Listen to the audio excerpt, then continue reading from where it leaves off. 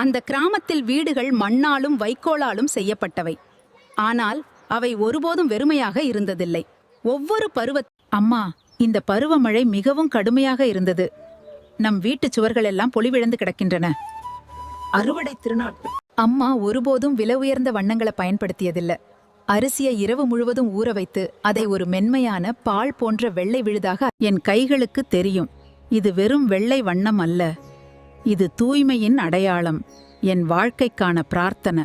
அம்மா, இந்த பருவமழை மிகவும் கடுமையா இருந்தது. நம் வீட்டு சுவர்கள் எல்லாம் பொலிவிழந்து கிடக்கின்றன. அறுவடை திருநாளின் உற்சாகத்தை மீண்டும் கொண்டு வர நமக்கு ஒரு கதை தேவை. கவலைப்படாதே.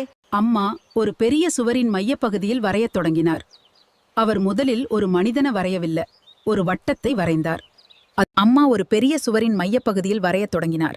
ஆனால் அவர் முதலில் ஒரு மனிதனை வரையவில்லை, ஒரு வட்டம். அது சூரியனையும் சந்திரனையும் குறித்தது.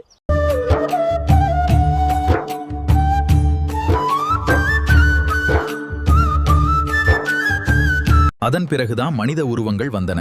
மையத்தில் தார்பா கலைஞர் குழலை ஊதினார். அவரைச் சுற்றி மக்கள் கைகோர்த்து சுழன்று ஆடினர்.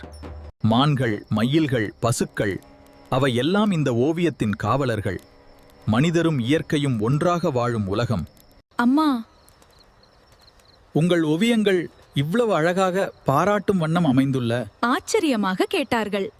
யாரும் பெரியவர்கள் இல்ல, ஒருவரின் கையை பிடித்திருப்பதே பெரியது.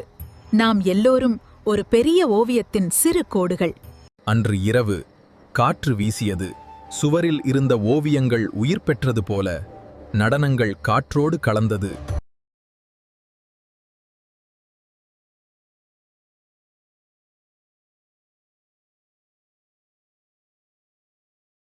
வணக்கம் நண்பர்களே, நமது சேனலை தொடர்ந்து பார்த்து வருகிறானால் ஒரு லைக் மற்றும் கமெண்ட் கொடுத்து நம்ம ஊக்கப்படுத்துங்கள்.